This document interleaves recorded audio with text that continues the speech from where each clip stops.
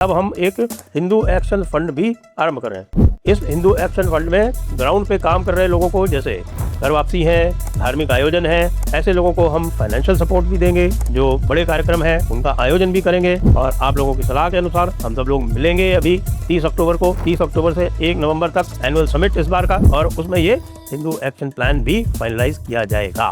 तो इसलिए आप सभी से अनुरोध है कि जी खोल के हमें कंट्रीब्यूट करें। लिंक नीचे डिस्क्रिप्शन में दिया हुआ है। नमस्ते, आप सभी से अनुरोध है कि कृपया हमारे चैनल को सब्सक्राइब करें और वीडियो को लाइक भी अवश्य कर लें। और एक हमें आज घोषणा करनी है कि दी जयपुर डायलॉग्स एनुअल समिट, जिसको हम आजकल जयपुर डायलॉग्स फेस्टिवल भी कहते हैं, उसका रजिस्ट्रेशन आरंभ हो चुका है। तो आप लोगों से अनुरोध है कि यथाशीघ्र आप लोग अपना रजिस्ट्रेशन करा लें। और इस बार की थीम है भारत जागरण, भारत अवेकनिंग। तो आइए जोर शोर से इस फेस्टिवल को सफल बनाएं। तो जिसका बांकीपुर बाई इलेक्शन भाजपा हारने जा रही है, परिणाम घोषित नहीं हुआ है लेकिन हार ही गई भाई। जब 22 राउंड के बाद 12,000 की लीड प्रशांत किशोर ले चुके हैं तो फिर हारने में अब कोई कसर बची नहीं।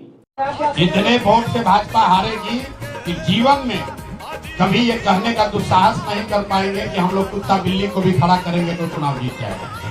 कितने वोट से हारेंगे। और मैं ये देख रहा था, मैंने पूरे राउंड वाइज विश्लेषण भी किया इसका, तो पता चला कि तीसरे राउंड में 1 वोट से आगे थे बीजेपी वाले, और चौथे राउंड में थोड़ी सी हल्की सी लीड ली थी। उसके बाद लगातार पिछड़ते चले जा रहे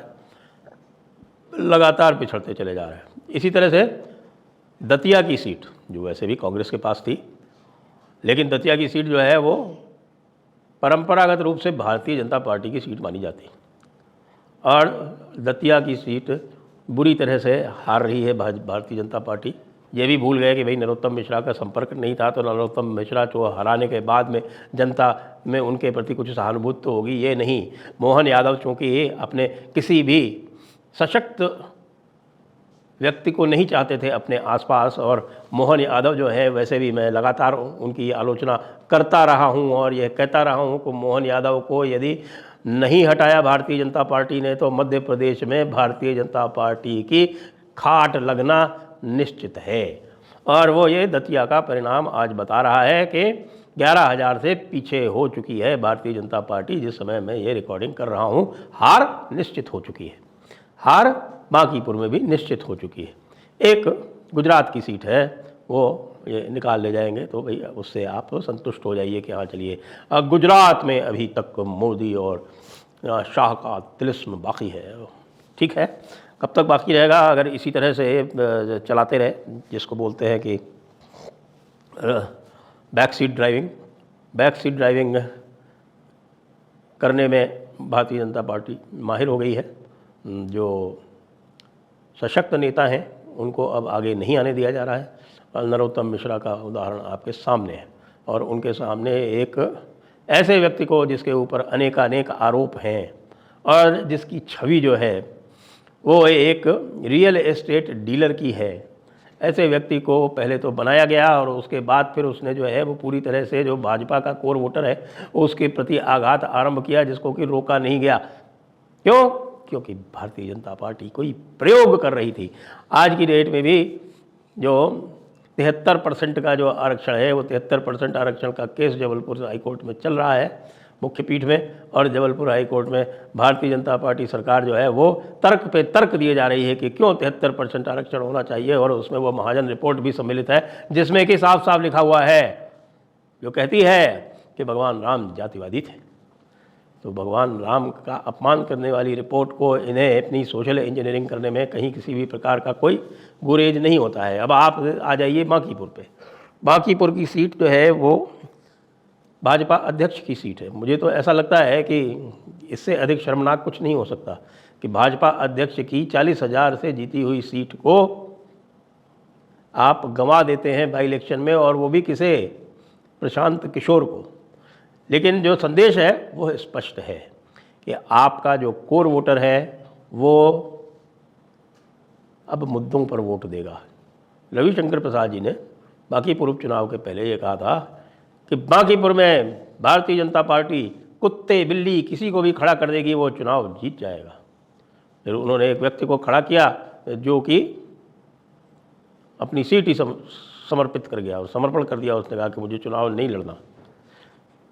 उसके बाद जिनको बनाया गया, श्री नीरज कुमार कोई है, उनको बनाया गया। तो अब लोग कह रहे हैं, क्योंकि देखिए मैं बहुत सही बताऊं कि मैं जो उपचुनाव हैं उन पर बहुत अधिक ध्यान नहीं देता।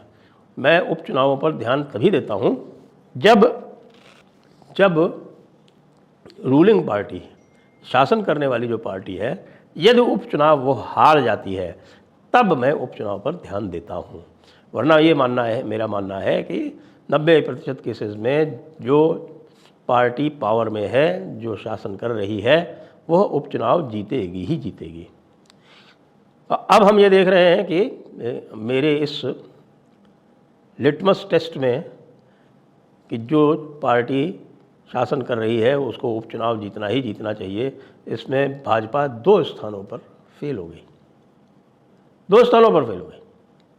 हमारे तो भजनलाल जी भी निकाल ले गए, वो भी मेजॉरिटी जो है उपचुनाव जीते हैं, लेकिन श्री मोहनलाल यादव जो है वो पहले प्रयास में ही खेत रहे और नितिन नवीन जी अपनी सीट नहीं बचा पाए। इसका क्या संदेश है?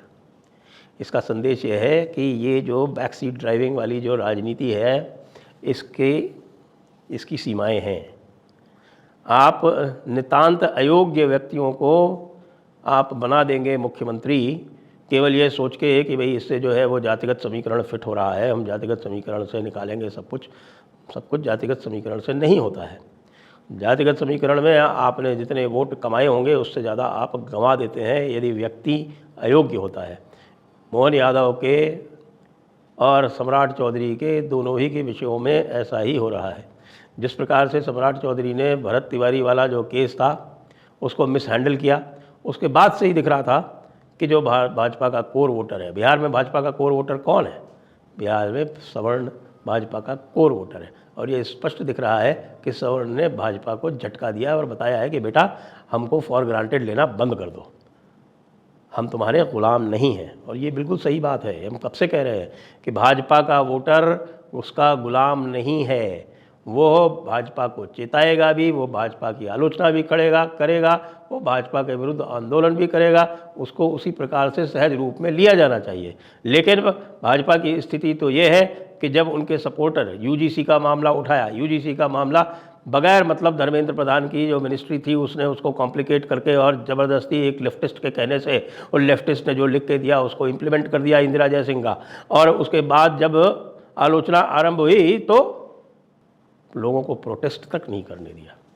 यूजीसी वालों को प्रोटेस्ट नहीं करने दो, एथेनॉल वालों को प्रोटेस्ट नहीं करने दो, उनको हाउस अरेस्ट कर लो, और जब कॉकरोचेज आए तो उनको आप वीआईपी ट्रीटमेंट दो और वो मार पिटाई भी करें, वो सरकारी संपत्ति और प्राइवेट संपत्ति का नुकसान भी करें, वो लोगों पर पत्थर भी चलाए, वो हर तरह की गुंडागर्दी भी करें, वो हर तरह की गालीबाजी भी करें, लेकिन उसके बाद भी साहब हम उनसे माफ़ी मांग लेंगे। भाजपा का वोटर गांधी भक्त नहीं है, ये कब समझेंगे हमारे गांधी भक्त मोदी जी? भाजपा का वोटर जो है वो भगवान राम का, छत्रपति शिवाजी का, इनका अनुयायी है, वो इनको आदर्श मानता है। ये अंबेडकरवाद की जो चाशनी आप चढ़ाए जा रहे हैं वो अब इतनी अधिक पक गई है कि अब वो खाने लायक नहीं रही है। लोगों ने आपको अंबेडकर से बड़ा अंबेडकर बनने के लिए वोट नहीं दिया था। मोदी जी अभी भी समझ जाइए, उत्तर प्रदेश के चुनाव सर पर है और उत्तर प्रदेश के चुनाव में अगर यदि कोई ऊंच नीच हो गई तो फिर स्थितियां फिर आपके संभाले नहीं संभलेंगी।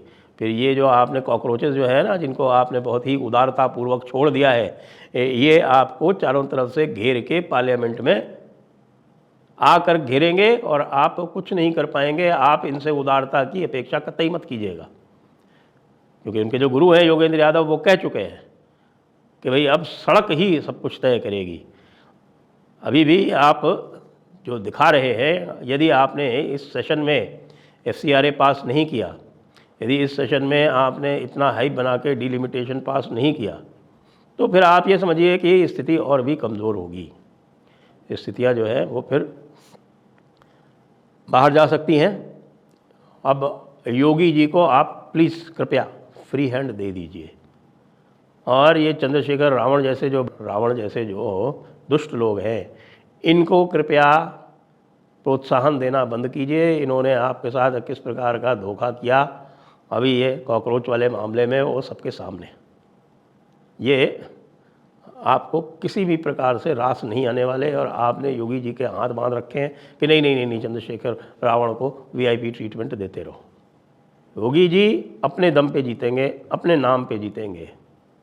इसलिए आपका काम है कि योगी जी को पूरा का पूरा जो सपोर्ट है वो मिलना चाहिए। फिर उसमें कतर ब्योंत नहीं होनी चाहिए कि योगी जी के जो टिकट्स हैं वो नहीं मिलेंगे, जिनको योगी जी कहेंगे उनको टिकट नहीं दिए जाएंगे, जिनको योगी जी कहेंगे जिनको वो सपोर्ट करेंगे उनको आप काट देंगे। ये अंदरूनी जो पॉलिटिक्स चलती है ना, ये बैक रूम पॉलिटिक्स, इसको आपको नियंत्रण करना पड़ेगा। कोई भी हार बुरी नहीं होती यदि उनसे सही संदेश ले लिया जाए तो मैं यही अपेक्षा करता हूँ कि ये जो झटका है ये वही है जो हम बहुत दिनों से कह रहे थे कि आप कृपया आपके वोटर को फॉर ग्रांटेड ना लीजिएगा। लेकिन आपने लगातार अपने वोटर को फॉर ग्रांटेड लिया, और जिन्होंने आपके ऊपर चढ़ाई की, चाहे वो राहुल गांधी हों, और चाहे वो आपके कॉकरोचेज़ हों, और चाहे वो आपके पंजाब के किसान हों, और चाहे वो शाहीन बाग वाले हों, उनको आपने लगातार उनके सामने आप पीछे हटे। तो फिर ऐसे में जो नेता है जिसमें उसका जो कोर वोटर है वो शौर्य देखना चाहता है, वो निराश होता है। ये समझना अत्यंत आवश्यक है। अभी भी कुछ बिगड़ा नहीं है।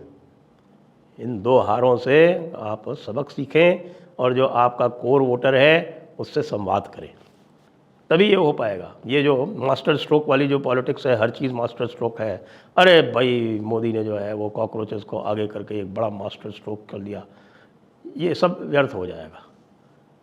ये आपके जो गालीबाज IT सेल वाले हैं, इनका भी बड़ा योगदान है कि जिस प्रकार से ये भाजपा सपोर्टर्स को जो अपनी बात कहना चाहते हैं उनको गालियां सुनाते हैं, इनका भी बड़ा हाथ है।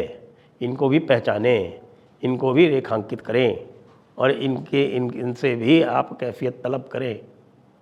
ये कर लेंगे तो पुणे बल्ले बल्ले, नहीं करेंगे तो जय श्री राम, जय हिंद, जय भारत, वंदे मातरम।